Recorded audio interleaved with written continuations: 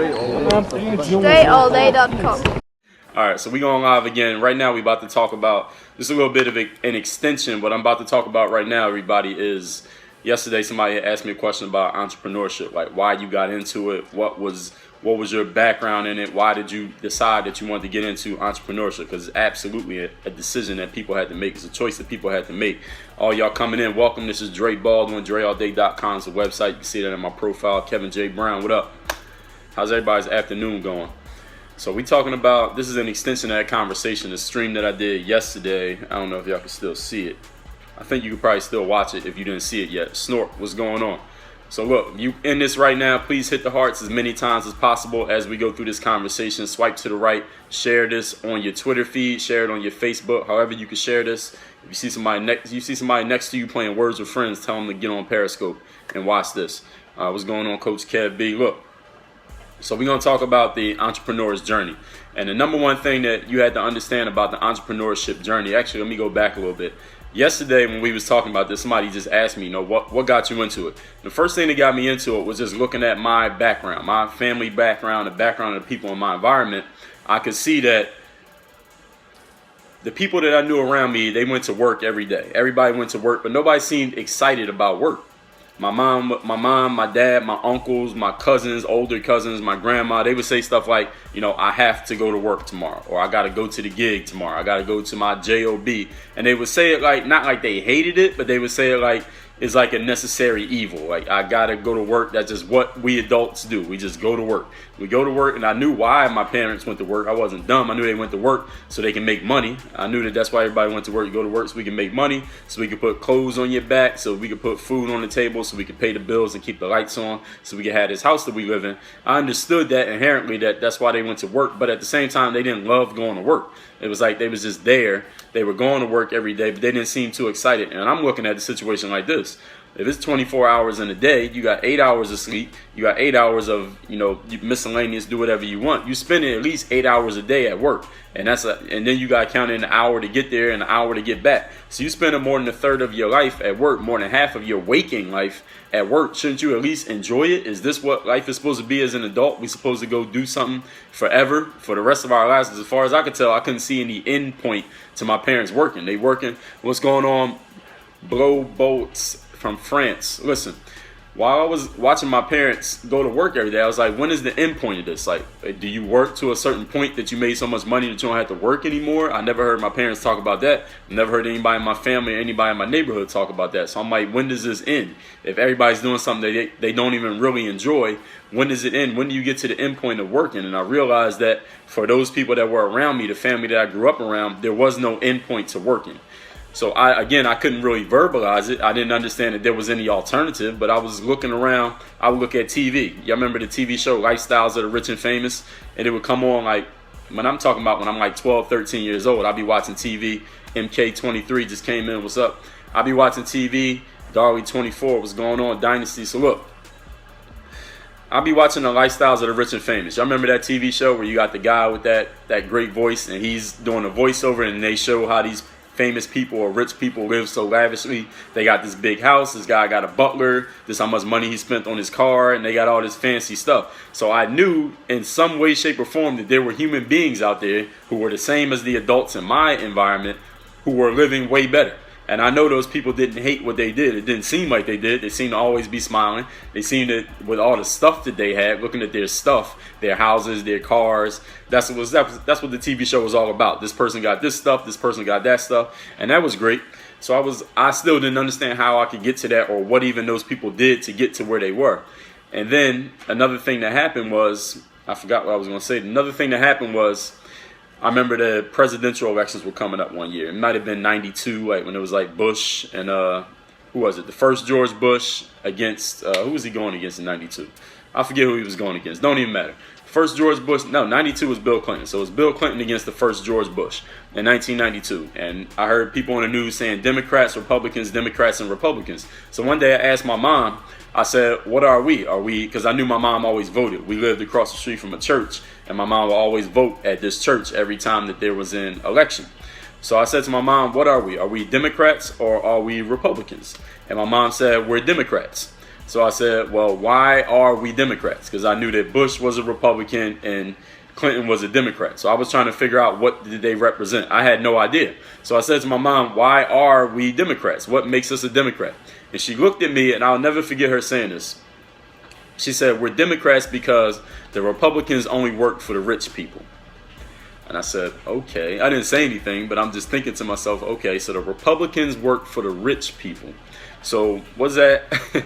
I knew we weren't rich, obviously, because the way she said it, that obviously she was drawing a clear line between rich people and us. So I said, all right, well, so we're not rich.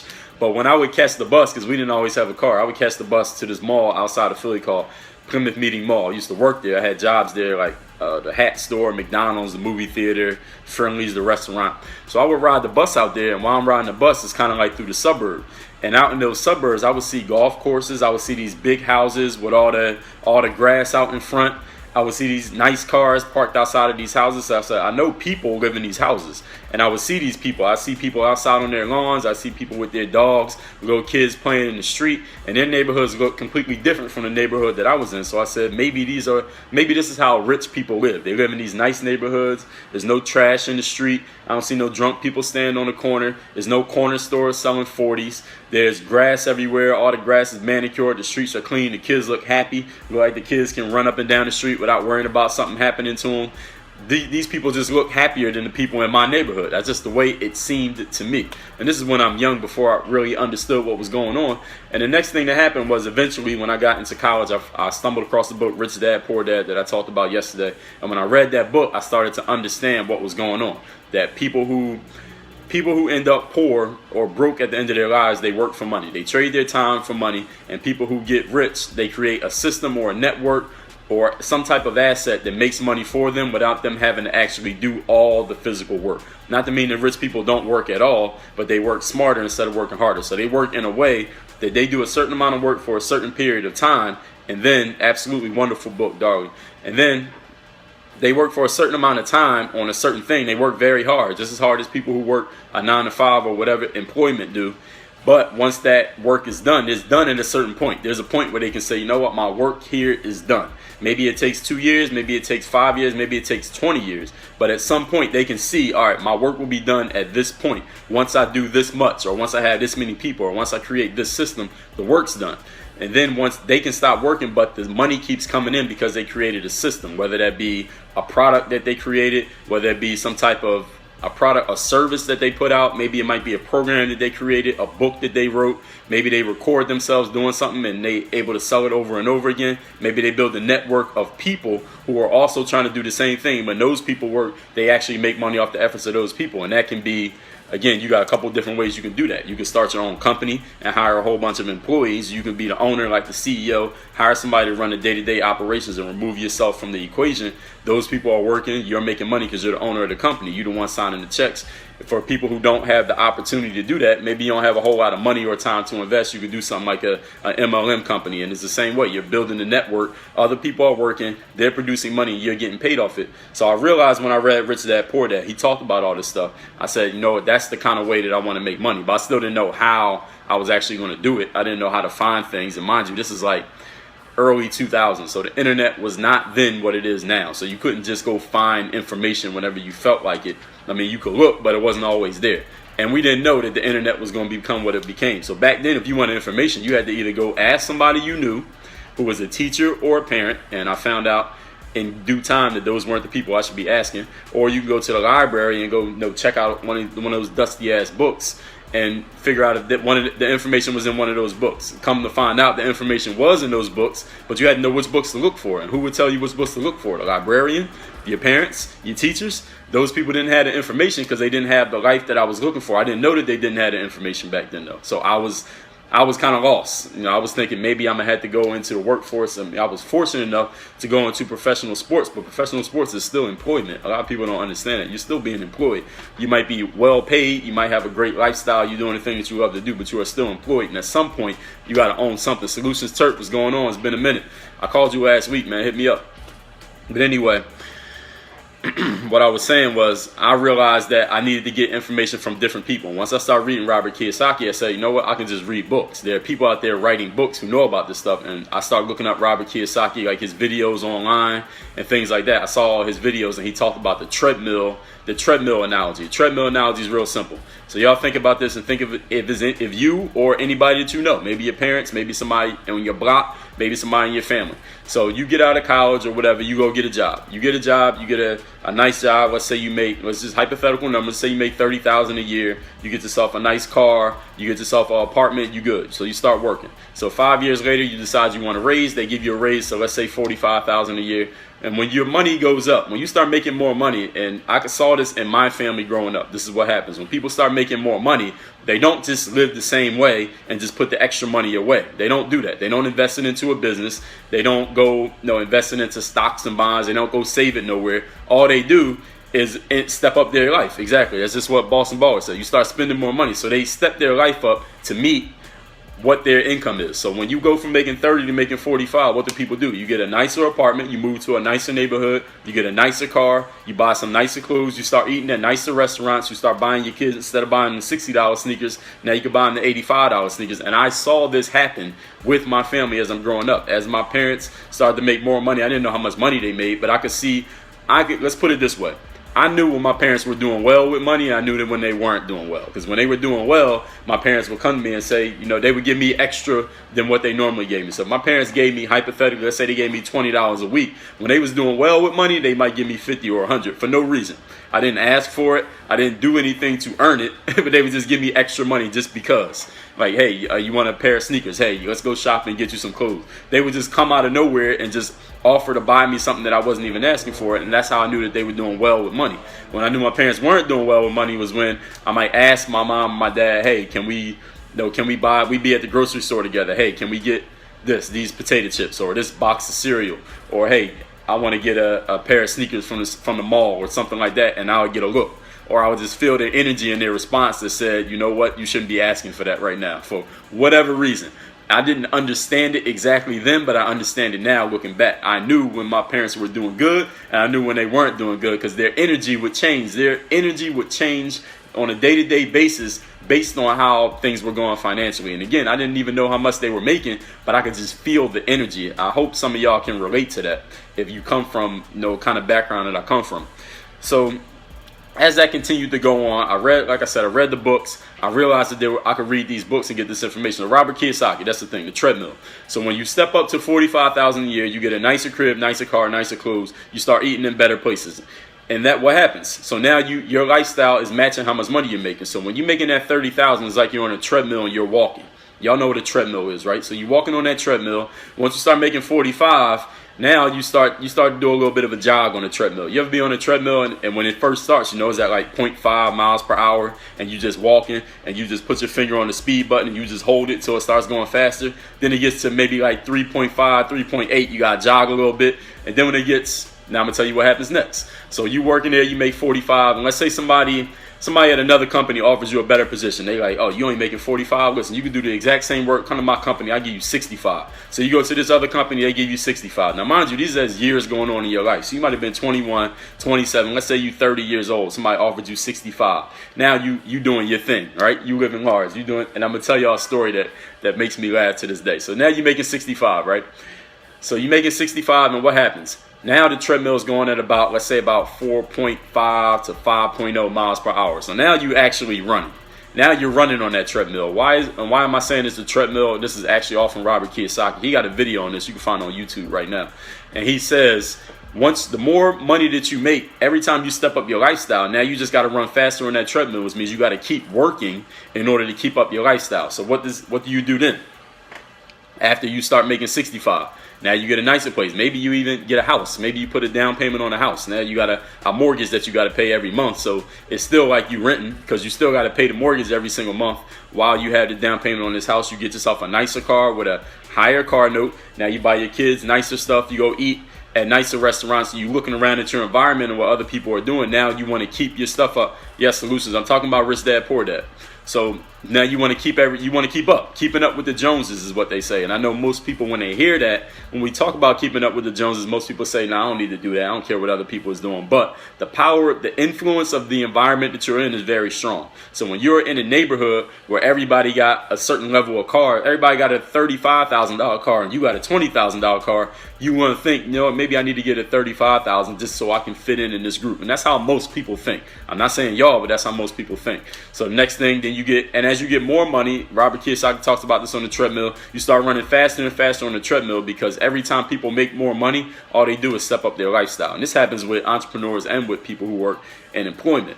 So anyway, I remember one time my next door neighbor, she was a year older than me. I remember she had finished college, went away, and she got herself a nice job. I don't know what she was doing, it didn't even matter. And she had got herself a Nissan Altima. And my mom was so impressed with this girl. And this girl was like the same age as my sister. Her and my sister had the same birthday, as a matter of fact. And I remember my mom, just the way she would talk about this girl, she was like, yeah, such and such Kim, she went and got a job doing such and such. She got herself an apartment, and she has a Nissan Altima. It's parked outside right now. You could go see it. And I went and saw the car, and I'm like, that's cool. And at the time, I didn't have a car. So to me, the Altima was nice too. I was like, that's a nice car. I wish I could have a Nissan Altima, because at that time, I had a bus pass. But the point of it was, now that I look back on the situation, now I'm like, that's what my mom was impressed by, that because that's what she saw as the ideal. And there was a point, I remember when I got out of college, I told the story so many times. When I got out of college, my mom was like, yo, what are you going to do now that you got your degree? I got a degree from Penn State University in business with a focus in management and marketing. I said, I want to be a professional basketball player. My mom said, you want to be a what? And she just went off. She just went on this long tirade, yo, you got a college degree? My mom's a teacher, by the way. Yeah, good old SEPTA, absolutely. Southeastern Pennsylvania Transportation Authority. So she goes on this 10-minute rant. My mom's a teacher, so she's all big into education. Go to school, get a degree, get a job. So she goes in this rant like, hey, you got a degree. I sacrificed years of my life so y'all can have good schooling, so you could go to college, so we could pay for you to go to college, getting all these loans and taking all these financial aid and all these grants and filling out all this paperwork. We did all that sacrifice so you could go to college, and now you want to go play basketball? You need to go get a job. You need to have braids. She's like, you need to get a haircut. You need to go get a job. You need a car. You need to get yourself an apartment, because I was living at home. I just came home from college. So she just went off because she didn't understand. But anyway, I mean, in the long run, what's the word I forget the word I'm looking for. Posterity has proven that I knew what I was talking about, and she didn't. But this is extending on the journey of why I wanted to go into entrepreneurship. Again, once I started seeing other things in life, once I started coming across people who actually did own businesses, even if they might not have necessarily been rich. You really never know how rich somebody is, because rich is a measure of how long somebody can go without working. You don't really know that unless you know how much money, what somebody's net worth is, or what assets they got, or how much money their business generates, or how much they make at their job. And usually when you're talking to somebody, you have no idea. So it's not really about what other people got, but I knew that there were people out there who had it, and I knew the people around me didn't have it. So by simple logic, it was this. If I follow the path of the people around me who don't have it, what am I going to end up as? I'm going to end up as somebody who ain't got it. So if I follow a different path, if I do something different, maybe I'm going to get a different result. So that's what I knew I had to do. I didn't have any entrepreneur mentors. I had the Robert Kiyosaki. I had the books, but the books weren't even as easy to get to, as far as I can see, as easy to get to then as they were now. Because you had to go get the book. You had to go buy it from somewhere, download it off the internet if you could find it, go get it from a library. Now you could get a book like this. Like this morning, I was driving in my car. I'm listening to a podcast. This guy mentioned a book. I Googled it and bought the book right there on the spot. Like within 30 seconds of him mentioning the book.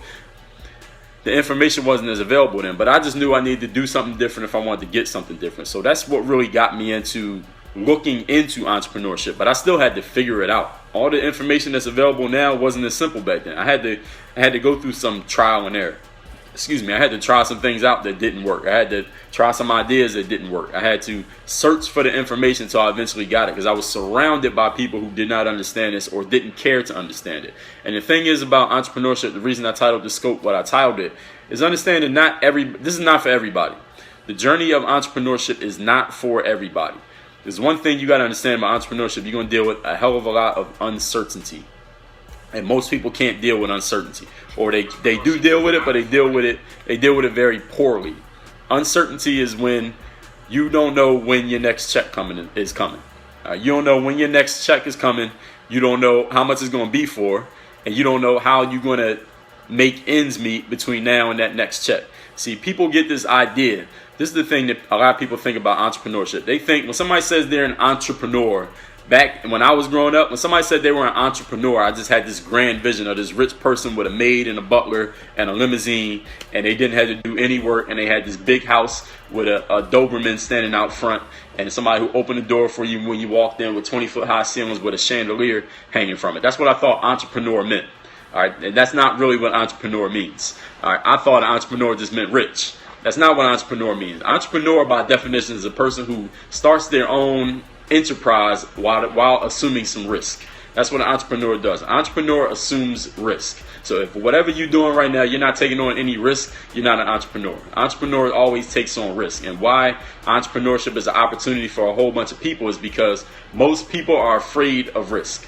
Most people are afraid of putting themselves, putting their money, putting their time, putting their name, putting their reputation, putting their pride on the line. Most people are afraid of it, and that's why entrepreneurship is such a huge opportunity. So if you look around, if you're an entrepreneur and you look around, you see a whole bunch of other entrepreneurs, don't think that the space is crowded. Y'all still it's still a very small percentage of the overall population who are in entrepreneurship. Most people just can't handle knowing knowing that their check is 100% dependent on what they do. Y'all understand that? And it's crazy when you actually put it that way, but it's actually the truth. You know, I talk to people I know who are employees. Most of the people in my family still go the employment route, and they're not bad people, they're good people.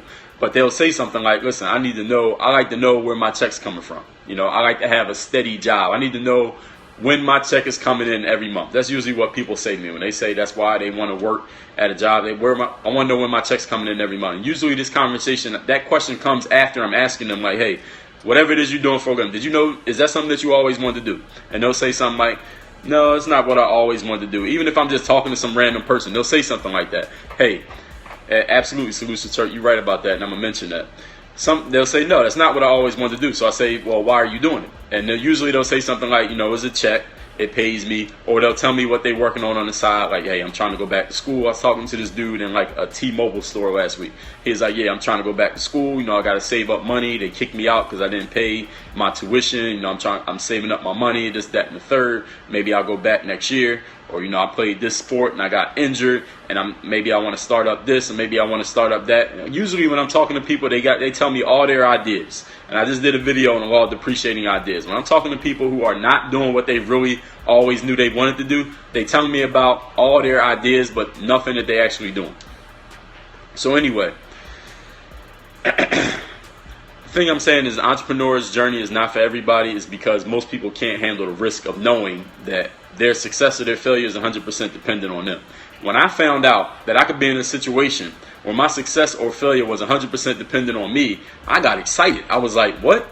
I can control it? Like, I don't have to have a boss controlling the situation. I don't have a supervisor controlling it. My fellow employees don't control it. I control it 100%. Like, that's possible. I was excited. I was like, that's exactly what I want to do. I want to be in that space where I control it. But most people, I know that's not most of y'all, but most people don't want to be in that situation. They want something that's guaranteed. They want to know that their check's coming every week. And somebody once said to me, not to me, but I heard somebody say this, might have been listening to it on YouTube or a book I read or something. Somebody said anything that's guaranteed is limited. So the only thing guaranteed in life is death. They also say taxes. Taxes not really guaranteed. You don't have to pay taxes. I mean, IRS might find you, but you don't have to. But anyway, the only thing guaranteed is death. So anything else you take in life that's guaranteed, you got to trade something for a guarantee. If you want somebody to guarantee you anything, you got to give them something in exchange. You think about it. Can any of you name something you ever been guaranteed that you didn't have to give something in exchange to get that guarantee? Everything comes with an exchange. See, when you get a guaranteed check from your boss and they say, all right, we're going to pay you this much money every 2 weeks, or this much money every month, or this much money a year, or this much money per hour, you're trading something. You're trading a third of your life because you got to go there 8 hours a day every single day to get that check. And if you need a guarantee to do it, it's probably not what you enjoy doing. I mean, how many people get a guaranteed check to do what they absolutely love doing? Probably not many people, because when somebody's doing exactly what they want to do all day, every day, we call that freedom. Right? That's what freedom is. When somebody gets to do exactly what they want to do all day, every day. The opposite of freedom is bondage. That means you have to do what somebody else is telling you to do. Right? So if somebody's doing exactly what they want to do, they're free. And freedom is not free. That's something that I think Malcolm X said that. Freedom is not free, which means if you want to be free, you have to take that freedom. You're not going to be handed. Nobody hands you freedom. I mean, we know the history of slavery in the United States. We had to go to war for that. We had to go to war for that freedom. And even after the Civil War happened, we had to go through the Civil Rights Movement. A lot of lives was lost. A lot of things were done that people don't really like to think about and talk about these days in order for us to earn that freedom. It had to be taken. That freedom was not given away. We asked for it. It didn't work. We wanted it. You know, the war happened. They said you're supposed to have it. We still didn't have complete freedom. We had to go to war. We had to fight for that freedom. We had to sacrifice. A lot of bodies got sacrificed. A lot of lives got sacrificed. A lot of whole family genealogies got sacrificed because of that fight for freedom. So freedom is not something that you just get handed. And it ties into entrepreneurship, meaning the same thing. You got to take on some risk. Were there black people in the United States who took on a hell of a risk in order for us to be free these days? Hell yeah. There were some people who took a lot of risks. Were there people who made a lot of sacrifices? Were there people who lost a lot of stuff? I mean, that be family, time, life, money, houses, homes, a lot of things in order for their people to become free. So you absolutely have to put something on the line if you want to be free. So freedom is doing what you want. You want to be free when it comes to entrepreneurship or what you do with your work life. You got to put something on the line for it. So it's risk, and not everybody is built for that risk. Not everybody also is built for knowing that everything starts and ends with them. When you're an entrepreneur, everything begins with you and everything ends with you. This means that there's a problem, you're the first person who can handle it, and in order for that problem to get resolved, it's usually you who has to put the finishing touches on resolving that problem. Most people don't want that responsibility. They want to be able to. Somebody said to me, I can't even gonna say who it is because I know who it is, but I ain't gonna say their name. Somebody that's close to me. They said, I like to be able to go to work and they give me my job description. I do this job, and anything else that happens is not my problem. And when I'm off, and I just go home. I heard somebody say that, and that's cool. If that's what works for that person, if that's what works for them, let them be who they are. It doesn't make them a bad person. Don't curse them out. Don't make a negative post about them on Facebook or subtweet them or make an Instagram post talking about that person. You ain't got to do none of that. Let them be who they are. Not everybody's built to have that responsibility. Not everybody's built to be the person who it starts and ends with. Not everybody's built for the uncertainty of not knowing what's going to happen next. And if you read the book, almost every great entrepreneur that's out there today has written a book about their journey. And they all say the same thing. They all have a period in their life where they had no idea how they was going to make it the next 30 days or the next week or the next year. Any entrepreneur you can name, Mark Cuban, Donald Trump, Kevin O'Leary, any entrepreneur you can name, don't matter who it is. Any entrepreneur who's written a book, Richard Branson, any entrepreneur, James Altucher, you name any of these guys who's written a book and you read their book, this story is going to come up. At some point in that book is a guarantee. There was a point where they had no idea where the next check was going to come from. They had no idea if they was ever going to be able to get on their feet again. There were a lot of people who were counting them out. They had very few friends they could call on. But they knew that if they went back into trading not their soul, but trading their freedom for a guarantee, that they would never be free. So they had to figure it out, and they eventually did figure it out, and that's how they became a story and not a statistic. That's something I talked about last week, and they were able to come through on the other side, and that's why they're the person who writes a book, and you read in their story instead of seeing them as a statistic who you'll never know their name. So that's the thing about entrepreneurship, the things that y'all got to understand. It's not for everybody. Everybody's not willing to risk. Everybody's not willing to deal with uncertainty. Everybody does not be the one person who it starts and ends with. Everybody does not want that responsibility. If you're one of those people, understand that you are in the minority. It's not as many people as you think it is. And if you're surrounded by a certain type of people, you think they're everywhere. But y'all are a very small percentage of the population. So that's all I wanted to say in this stream. If anybody got a question for me, I see y'all with the hearts. I appreciate y'all who've been on a steady stream of hearts while I've been doing this. I see the hearts coming up the whole time I'm talking. So if anybody got any questions before I end this particular Periscope stream?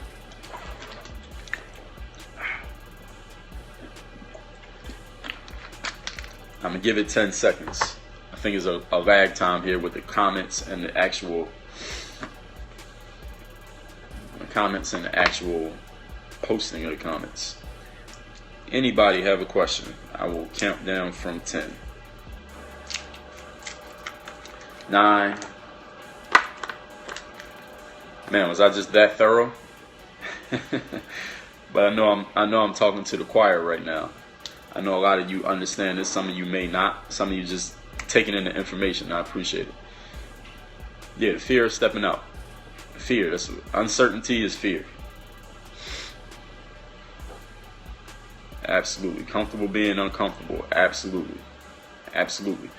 All right, so we're going to wrap this stream up. Deep 15, Kevin Brown, Coach Kev, I appreciate y'all who've been sticking through this one. I appreciate the hearts too. I see the hearts accumulating. I got the Periscope up on my computer while I'm looking at y'all. So I appreciate the hearts accumulating while we're going through this right now. I'm going to do another stream today, guaranteed. When I'm on my way to Toastmasters, I'm going to do a stream while I'm on my way to the meeting. And probably once I get there, I'm going to do a stream from either in the meeting or before the meeting. So y'all going to get to see some things, get to hear some things. And I'm going to take some questions later on. When I come back on, I'm going to just take questions.